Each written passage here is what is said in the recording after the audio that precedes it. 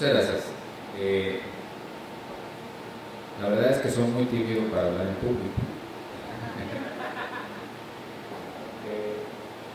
No, me da mucho gusto estar aquí con ustedes.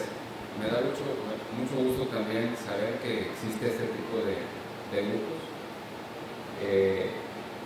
No es lo común verlo en enfermedades crónicas, no ahorita en enfermedad inflamatoria, llámese artritis reumatoide, lupus, cualquier otro tipo de enfermedades crónicas en donde se sepan agrupar y el mismo paciente buscar la forma de educarse en su padecimiento. Entonces, un punto muy importante, obviamente, siempre de inquietud, no nada más de ver cómo tratar una enfermedad, sino también incluso tratar de ver el posible origen de la enfermedad, es el aspecto nutricional. No sé, porque no me paso la...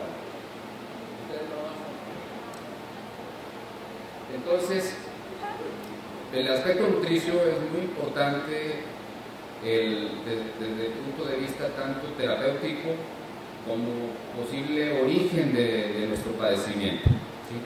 Ustedes saben mejor que yo de los dos grupos principales de enfermedad inflamatoria intestinal, que es el CUSI y el Crohn. Esto es muy importante, aunque hay algún debate, y es nada más para irnos ubicando en el contexto de la plática, información que ya ustedes la saben, pero que para irnos ubicando en la presentación hago mención. ¿Saben ustedes que se considera, o más bien está en debate o en estudio, si el CUSI y el Crohn son realmente dos padecimientos y son diferentes etapas de una misma enfermedad, ¿sí? O si realmente son dos enfermedades diferentes que comparten algunas características similares? En lo que sí coinciden las dos es que tienden a ser crónicas, es decir, son padecimientos que hasta el momento solamente logramos controlar, ¿sí? Y que lo que respecta a la nutrición, esta se va a ver afectada desde la localización de la enfermedad, en donde está ubicada, la extensión de la enfermedad, la severidad de la enfermedad, es en donde se ven involucradas el aspecto nutricio con el padecimiento. Las mismas diferencias que se presentan tanto en la colitis ulcerativa como en el Crohn, en el sentido de que, si ustedes lo saben, el CUSI, una de sus características es que su enfermedad se limita al colon. Esto es importante porque en el colon básicamente se lleva a cabo la absorción de líquidos y electrolitos.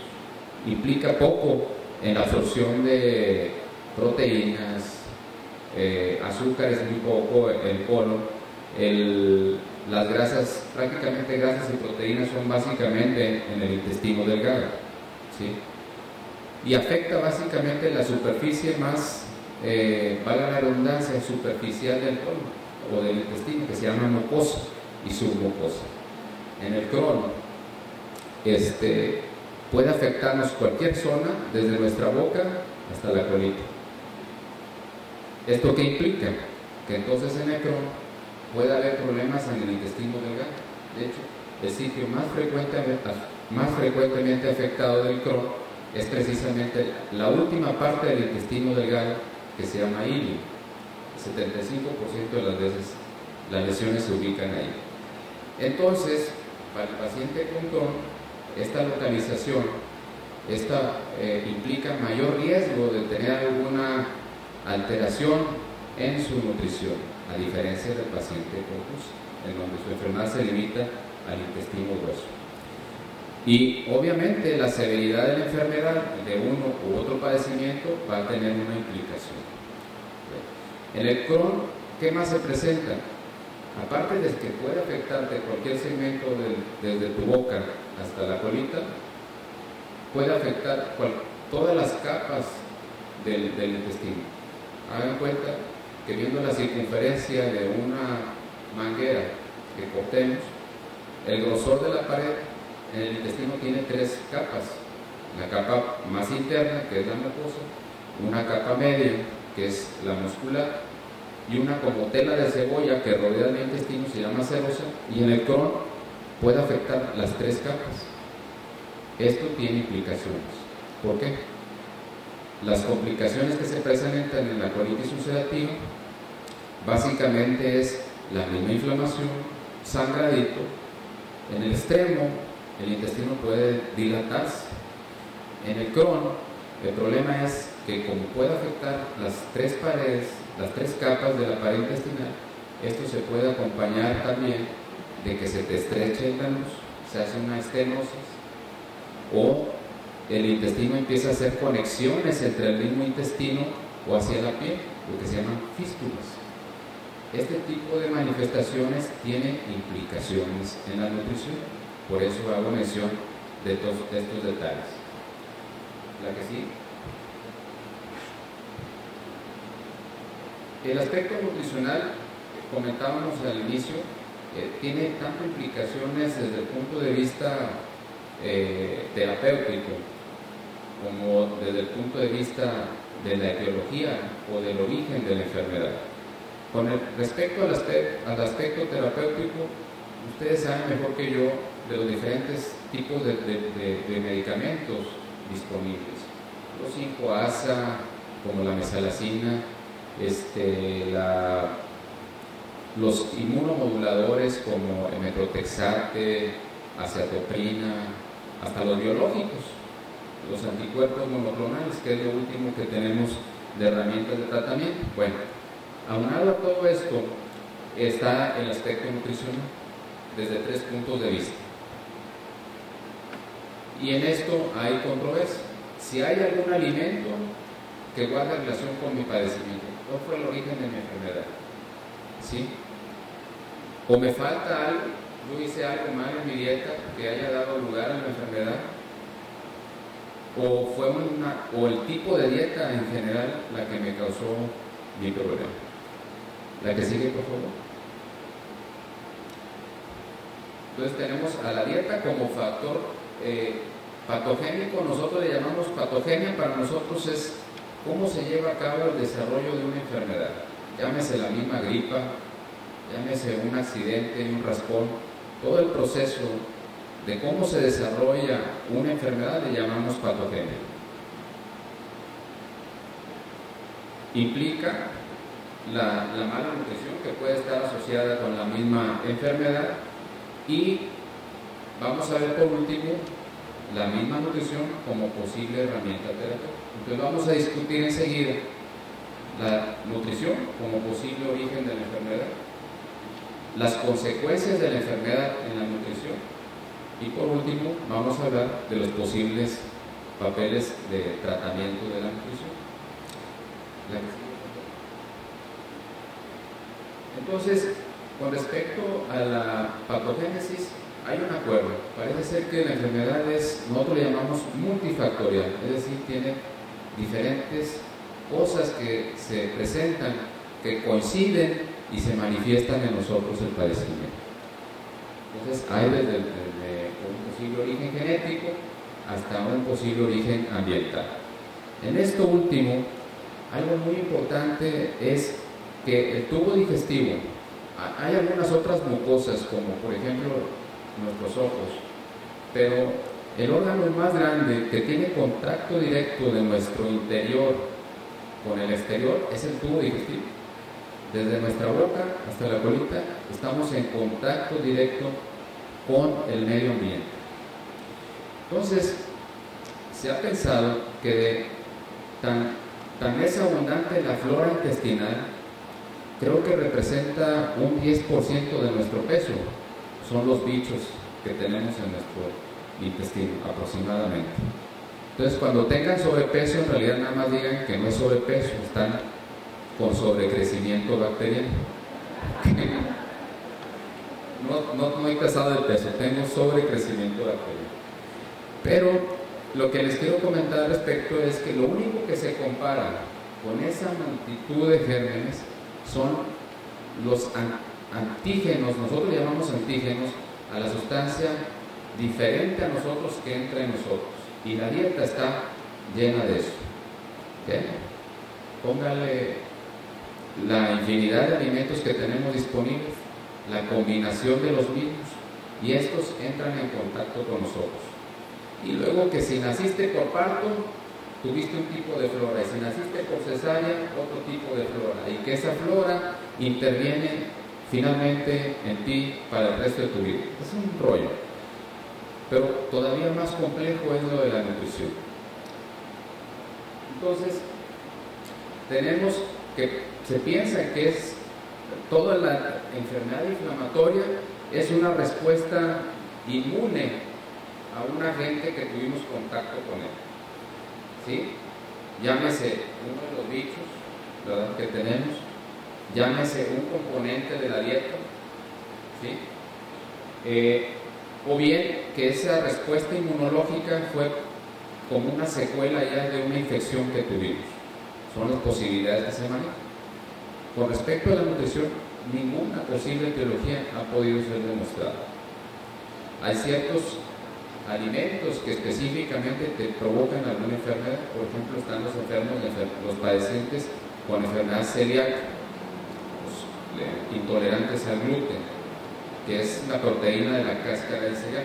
Eso es una entidad específica. O sea, yo soy intolerante al gluten, y es lo único que se tiene así demostrado como ejemplo. Pero que un nutriente, habiendo hecho estudios en donde parecía que la proteína de la vaca, de la leche de la vaca, era el origen de esto, no se ha podido demostrar. En los estudios experimentales no se ha podido demostrar. Y una es la situación de la multifactoriedad. Por eso cuando empecé a hablar de esto, les comentaba que el padecimiento es multifactorial. Diferentes posibles orígenes que convergen y se manifiesta el padecimiento. Comentaba,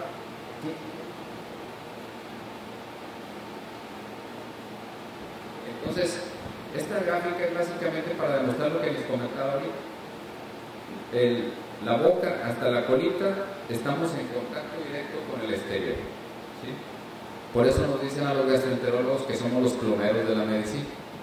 Básicamente, nos manejamos en un tubo.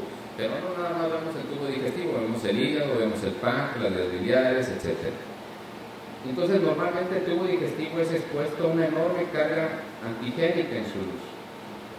Sin embargo, tenemos un sistema regulador que modula la respuesta y previene la respuesta inmune e inflamatoria que nos vendría a causar daño. ¿Esto qué significa? Si se acuerdan, desde niños nos decían, o ahora que somos papás, nos dice el pediatra, ¿sabes qué? Se mantiene con leche hasta los 6 meses, a los 6 meses empiezas con un solo tipo de alimento y prefieres evitar hasta después de los 2 años darle un huevo, etc. ¿Por qué? Porque eso todavía no está maduro el intestino y la permeabilidad del intestino puede estar alterada, y si las proteínas estas entran en contacto con ese sistema inmunológico que tenemos en nuestro cuerpo, que nos defiende de los bichos que traen en el ambiente, esa respuesta inmunológica nos puede provocar problemas, alergias, respuestas inflamatorias, ¿sí? En el paciente con enfermedad inflamatoria ocurre algo, esa capa que nos tiene de protección, que se llama mucosa, está dañada, llámese en el pucio o en el tronco, de manera que todos los antígenos que nosotros comemos, ya sea lo que vienen en los alimentos o en el medio ambiente, está en contacto directo con este sistema inmunológico que nos defiende.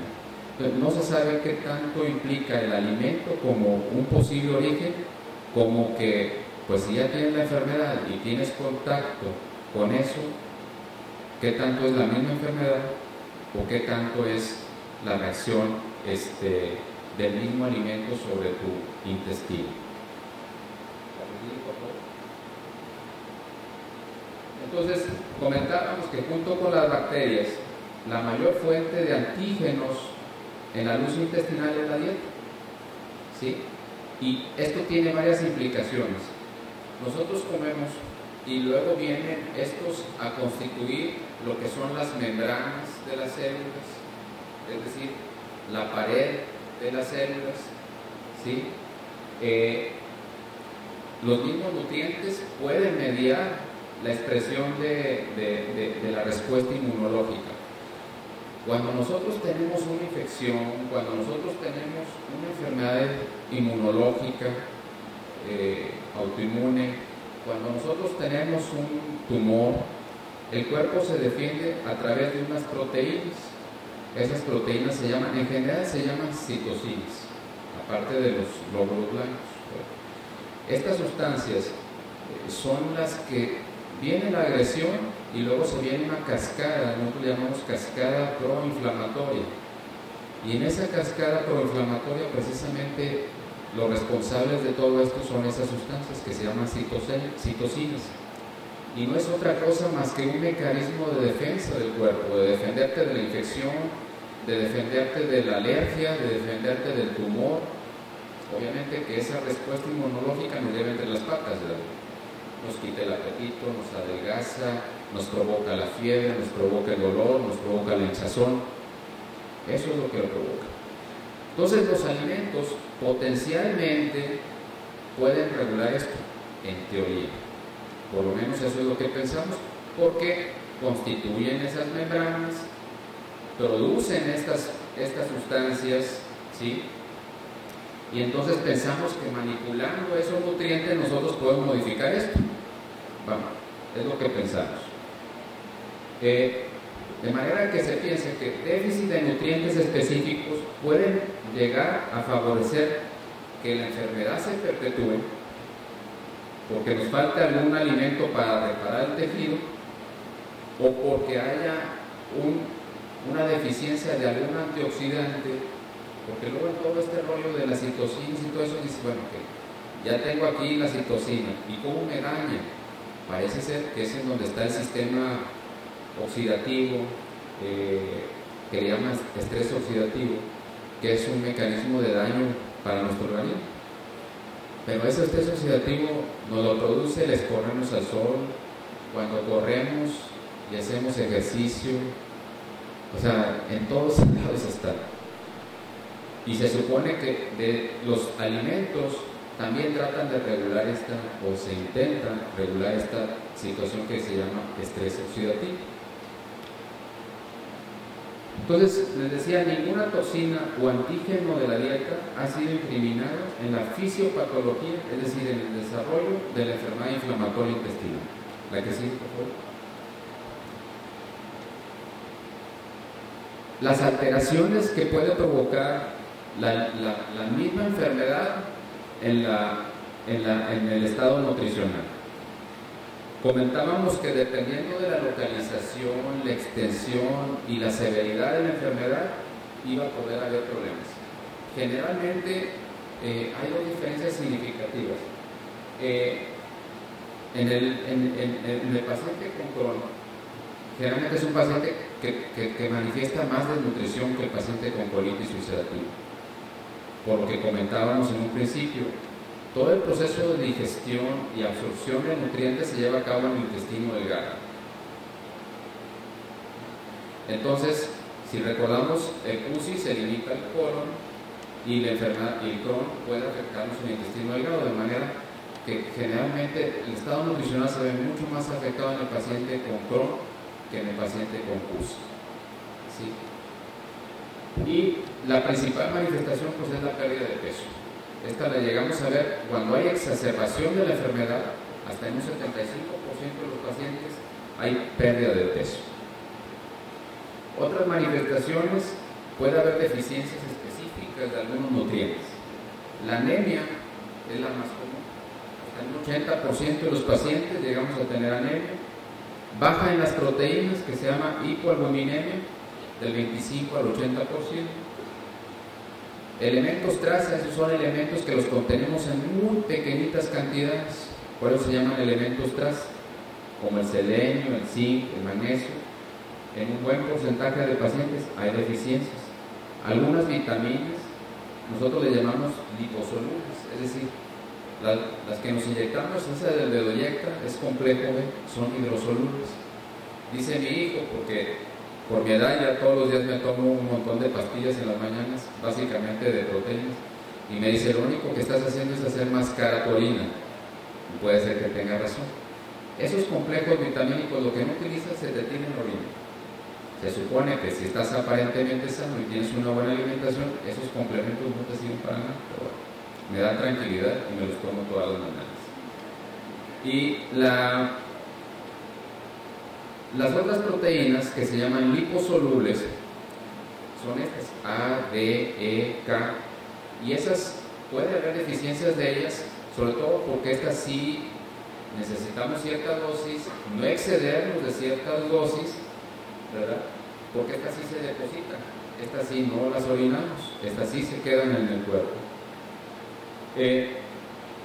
Los mismos alimentos pueden tener funciones enzimáticas antioxidantes o no enzimáticas. Enzimáticas como la catalasa, no enzimáticas como la vitamina C, la vitamina E, los betacarotenos, el glutatio, la taurina, etc. La que sigue, por favor.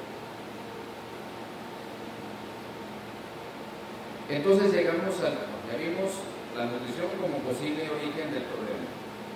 La nutrición o mala nutrición como consecuencia de nuestra enfermedad. Y vamos a entrar al posible efecto terapéutico de la dieta. Entonces, tenemos que, aparte cuando empiezas a ver la dieta como un posible efecto terapéutico, como un posible medicamento, si nos vamos al origen de lo que es un medicamento, medicamento es cualquier sustancia que va a producir un cambio en la estructura de una célula o en la función de una célula. Por eso lo que nos venden a veces de que esto no te daña y te cura artritis, lupus, te evita el embarazo, previene la hepatitis, etc., pues ya lo más probable es que si no causa un potencial efecto dañino, lo más probable es que tampoco dañino. Afortunadamente, cualquier sustancia que nosotros tomemos, llámese una capsulita de azúcar, de agua, de lo que sea, tenemos un efecto placebo como de 45%. Es decir, nada más porque nos digan, tómatelo y te vas a curar, tienes 45% de posibilidades de que te vaya a curar. Ahí es en donde tiene entrada todos los productos que nos venden. Entonces, cuando nosotros ya vemos al alimento como un potencial efecto terapéutico, significa que puede tener interacciones con los medicamentos que nosotros tomamos. Y los medicamentos que nosotros tomamos, llámese los 5-ACE como el amexalacina, el metrotexate, la cetoprina, etc., van a producir los mismos esteroides, van a tener efectos secundarios sobre nuestro estado nutricional. La sulfalacina, por ejemplo, reduce la absorción del ácido fólico. Sin embargo, generalmente no requieres un aporte extra de ácido fólico. Es decir, si su doctor los tiene con metrotexate o con 5-ACE, amexalacina, puede ser que haya interacción para que se absorba su ácido fólico, pero el doctor no necesariamente requiere aportarles más ácido fólico. ¿Sí? Los esteroides, por su parte, generalmente, seguramente lo han platicado con su doctor, el temor a que los esteroides en un uso prolongado nos cause osteoporosis o un daño mayor a nuestros huesos. El daño extremo es cuando llega a afectar la circulación del hueso y hay algunas alteraciones que se llama necrosis de la cabeza del fémur, y a veces ya nos queda como secuela del uso prolongado de medicamentos como los esteroides, que van y le pegan al calcio. ¿Sí?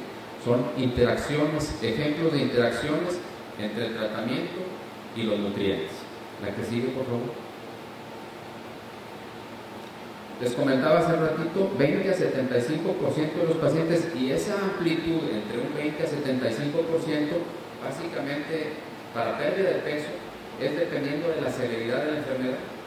El 75% obviamente estamos hablando del paciente que tiene más severa su enfermedad. El 20% es el que la tiene más leve. ¿Sí? Y obviamente por eso también vemos que la prevalencia estimada de mala nutrición en pacientes con enfermedad inflamatoria, ambulatorios, es decir, los que andamos en la calle, son un 23%, mientras que hasta un 83% de los pacientes que están hospitalizados con una enfermedad severa llegan a tener manifestaciones de mala nutrición. ¿La que sí? ¿Cuáles son las causas de la mala nutrición? Esto es importante saberlo para ver cómo nosotros podemos tratar el problema. La ingesta oral inadecuada. No comemos bien porque nos duele cuando comemos, no comemos bien porque nos va a dar diarrea. Recuerden que la diarrea de la enfermedad inflamatoria es una diarrea inflamatoria. ¿Esto qué significa? Comas o no comas, vas a tener diarrea, ¿verdad? Obviamente, si tienes más contenido intestinal, pues va a haber más volumen en la diarrea, pero el que no comas no te exige. Entonces, en la medida de lo posible, no debemos dejar de comer, salvo dos situaciones: obstrucción intestinal, es decir, no hay circulación del contenido intestinal y hay obstrucción, ¿sí? Y probablemente la otra absoluta sería cuando el UCI se acompaña de un megacolon. Megacolon es cuando el colon grueso está muy dilatado, y eso lo debe de checar su doctor. Sí. Básicamente son las dos únicas indicaciones para dejar el ayuno. Obviamente la misma enfermedad o los medicamentos nos pueden provocar disminución del apetito, náuseas, vómitos,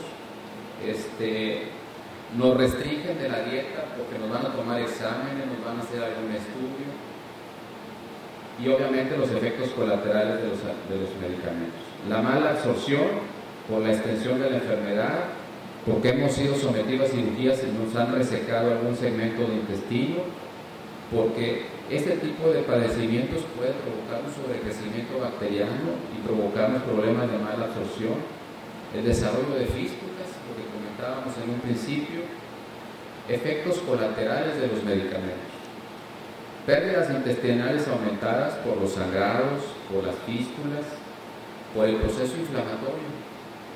Hay un exudado, hay una secreción continua de agua, electrolitos, proteínas, ¿sí? Y porque puede incrementarse las necesidades calóricas. Eso es más común en niños cuando están en crecimiento, ¿verdad? Pero en adultos también, obviamente, puede haber problemas en la cantidad de requerimientos, porque tenemos fístulas, porque tenemos la enfermedad muy marcada, la fiebre, y nos puede incrementar los requerimientos de nutrición. La que sigue, por favor. Entonces, en general, no se cuenta con un protocolo, y eso nos debe de relajar un poco, porque dentro de la enfermedad inflamatoria, aunque no está descrito en los libros de texto como tal, la ansiedad por encontrar una explicación a nuestro problema, por encontrar una forma, cómo puedo yo modificar el problema. Hay algunas reglas generales que sí es bueno seguirlas para tratar de ayudarnos en nuestro problema, ¿verdad? Pero el insistir a veces en esa angustia por encontrar una explicación o una respuesta al problema, a veces causa más síntomas. Entras en un circulito que no lo termines. Entonces, con respecto a la nutrición, se nos vienen demasiadas cosas en el sentido de ideas, de que no, este tipo de dieta, que la del DNA, que no me acuerdo cómo se llamaba la otra, la prehistórica, la de Atkins, la de... no, hombre, hay un montón, y te hacen libros y videos. Realmente no hay nada estructurado con respecto a la enfermedad inflamatoria, y básicamente las modificaciones que hacemos en la dieta es cuando nos enfrentamos a una complicación: fístulas, estenosis, megacolon, ¿sí? Básicamente es cuando llevamos a cabo modificaciones. Y las grandes modificaciones, la que sigue, por favor, la llevamos a cabo básicamente en esos extremos, y en donde se ha visto alguna modificación con la herramienta nutricional es en los niños. En adultos no hemos logrado un objetivo específico manipulando la dieta. Las medidas dietarias generales, 3 consideraciones debemos tener en cuenta: la influencia de los componentes en la posible origen de la enfermedad, el impacto de la enfermedad en el estado nutricional y el potencial papel de la nutrición de la nutrición especializada en el manejo de la dieta. ¿Esto de qué se refiere? La que sigue, por favor. Tenemos 2 herramientas de alimentación especializada: la alimentación parenteral en la vena y la alimentación enteral, que es a través de sondas. Y lo comento porque hay estudios, pueden ustedes leerlos, en donde en pacientes con una enfermedad muy activa se deja al paciente en ayuno y le ponemos alimentación parenteral o alimentación enteral con un tipo de dietas que le llamamos elementales, es decir, son dietas que ya vienen digeridas, de manera que al pasarlas nosotros por las ondas ya no se lleva a cabo todo el proceso de digestión, directo se absorbe. Aunque esté dañado tu intestino, asumimos que se absorbe. Y entonces hay estudios en donde se llevan a cabo comparar: oye, este paciente está gravemente enfermo y le ponemos medicinas, y a este le ponemos ayuno y pura alimentación por la vena, o cero comida y pura alimentación por la sonda. Este grupo de pacientes con pura dieta, se ha visto algún beneficio en niños, no sé en los adultos por qué no, pero no se ha demostrado en adultos. Definitivamente aquí vamos a requerir medicinas, y si es indispensable porque traemos una obstrucción o una fístula, dependiendo de su localización, o un megacolon, es cuando vamos a evitar la comida oral y vamos a manejar pura alimentación por catéter o por sonda. ¿Sí? Son las 2 únicas situaciones especiales en la dieta. Entonces, dentro de las alimentaciones, de estos 2 tipos especiales de alimentación, se prefiere, donde sea posible, utilizar la alimentación enteral por sonda. Puede ser bioral, pero saben feas la mayor parte de las fórmulas estas. Y cumplir con tu requerimiento, porque puedes decir, no, yo me lo he hecho. Pues sí, una lata o 2, pero tomarte 4, 5, 6, 8 latas de todos los días de esas cosas no es tan agradable. Entonces, para asegurarnos de que va a estar comiendo el paciente, a veces tenemos que poner esa sonda y poner el alimento. Se prefiere esta porque es menos riesgosa en cuanto a no pones un catéter, no hay riesgo de que se te infecte, es menos costosa, tienes que vigilarle menos detalles al paciente, no tienes que estarle checando el azúcar a cada rato, los electrolitos, la función del riñón, etcétera, que tenemos que hacer con los catéteres. Pues la alimentación enteral es preferible. Entonces tenemos que lo ideal, que nos ponemos como metas al iniciar un plan de alimentación especializado, es mejorar el estado nutricional, disminuir las sustancias inflamatorias, de ser posible manipular la respuesta inflamatoria, obviamente promocionar que se alivie la superficie ulcerada, disminuir la permeabilidad del intestino, es decir, que el intestino no tenga contacto directo con todos los bichos y todas las cosas que comemos, disminuir la carga antigénica que viene en la misma dieta, y si es posible modificar la flora intestinal. Esto es lo ideal. Sin embargo, no tenemos todavía una herramienta nutricional que logre todos estos cometidos. La que sigue. Entonces, algunas herramientas nutricionales que se han empleado para tratar de lograr lo que comenté en la diapositiva anterior, la glutamina es un aminoácido que es probablemente el más abundante en nuestro cuerpo, y que es fundamental para aliviar el intestino, sobre todo el intestino delgado. El intestino grueso, del intestino grueso se encargan los ácidos grasos de cadena corta. La glutamina es la que se encarga de aliviar, de nutrir al intestino delgado, y los ácidos grasos de cadena corta al intestino grueso. Entonces se supone que potencialmente estos dos nos pueden ayudar a que se repare más rápido nuestro intestino. Entonces la glutamina se ha empleado tanto vía oral como vía intravenosa. Parece ser que la única que ha reflejado beneficio en los estudios originales han sido los utilizados por vía intravenosa. ¿Sí?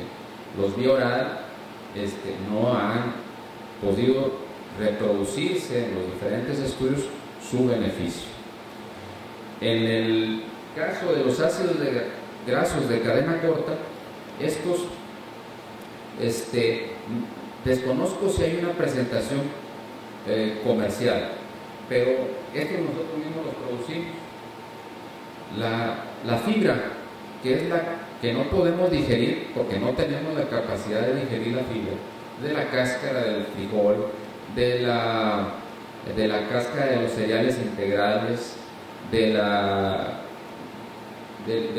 los ejotes, de las leguminosas en general, alubias, garbanzo, las cáscaras que nosotros no digerimos, es la fibra no absorbible, no digerible.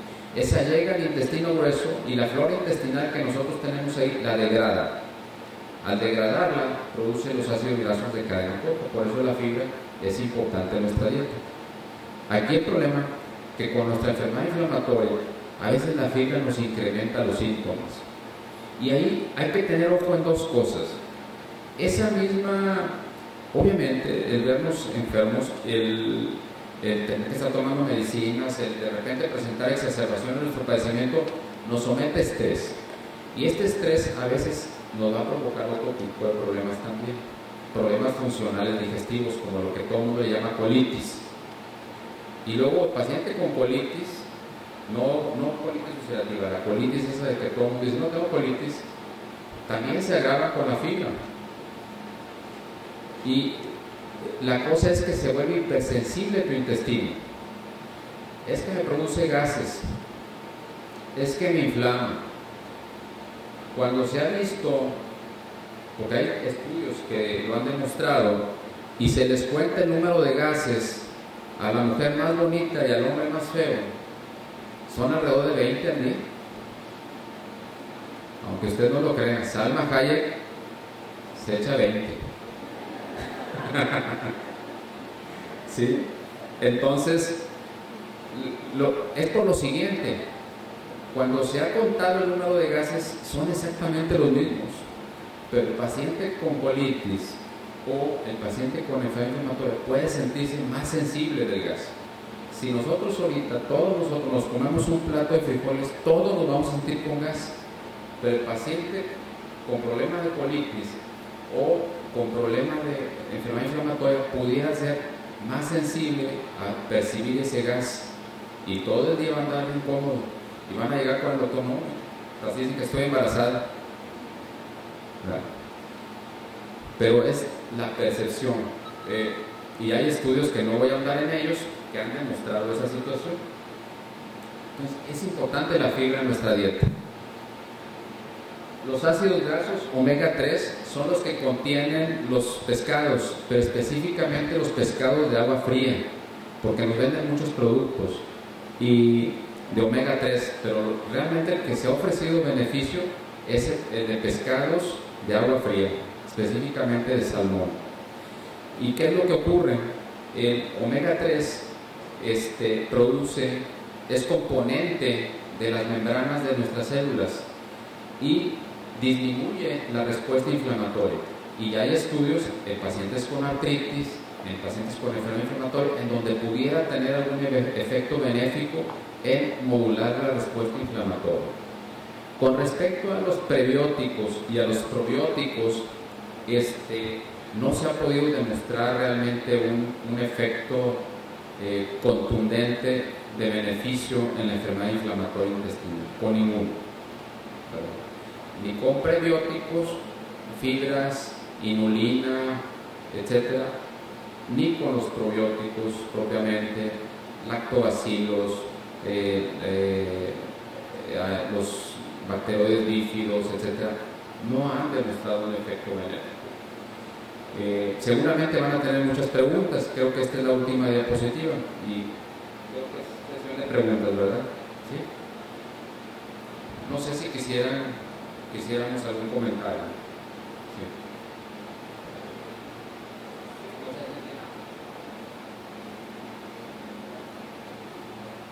Buenas tardes. Sí.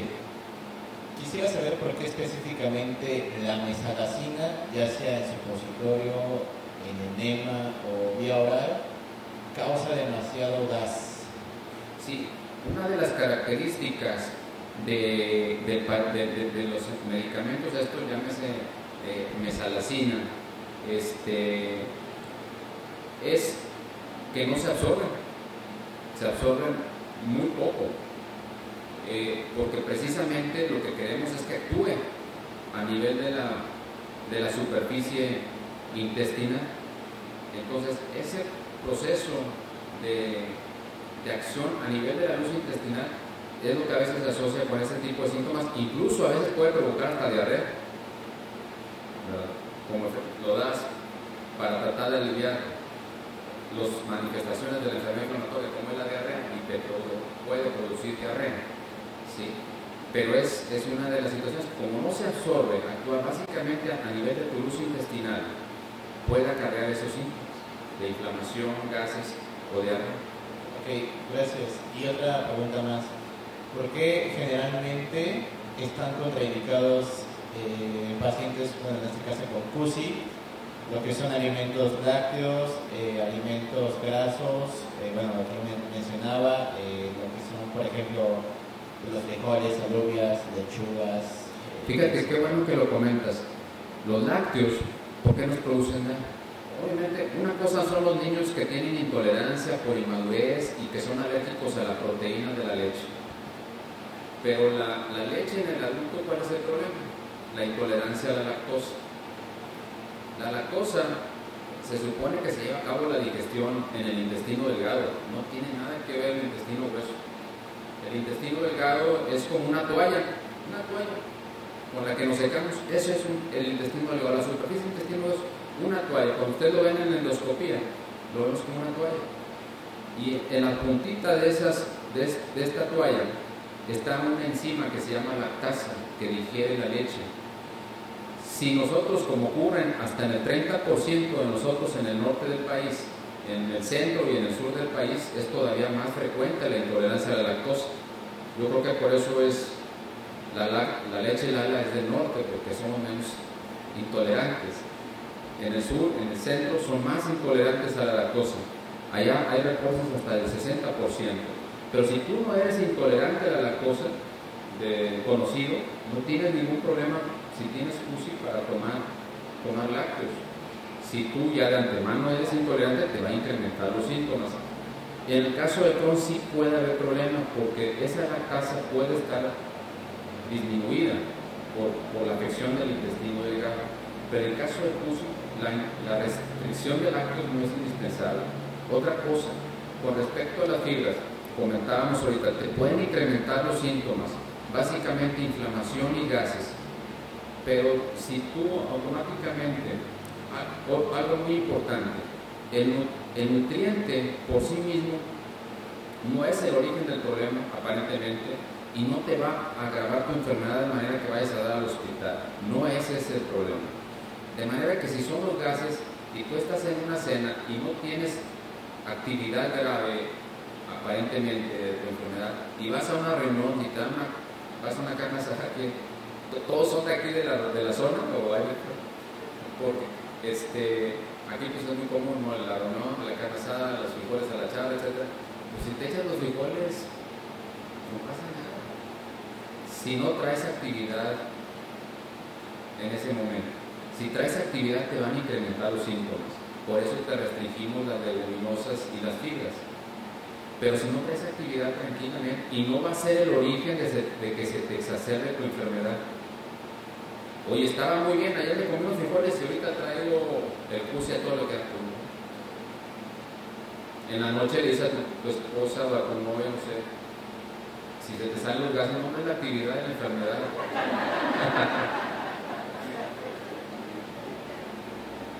Buenas tardes, doctor.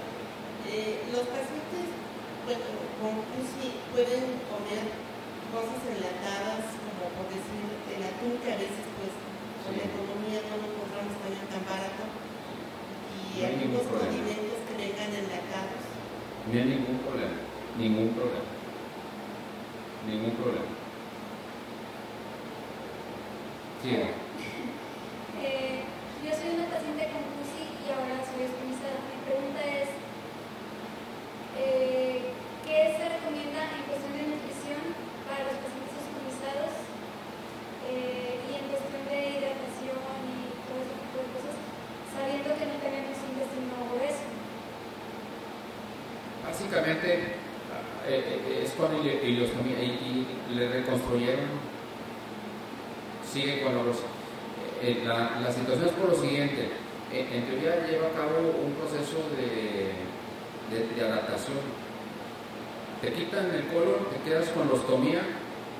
Vamos a pensar que en estos casos siempre va a ser una ileostomía, generalmente. Es muy raro que te hagan una colostomía, muy raro. ¿Por qué? Específicamente en el CUSI, si tú quitas nada más un pedazo de colon, es ilógico, porque tarde que temprano vas a tener que quitar el otro resto, y a veces para que te cicatrice eso que dejaste,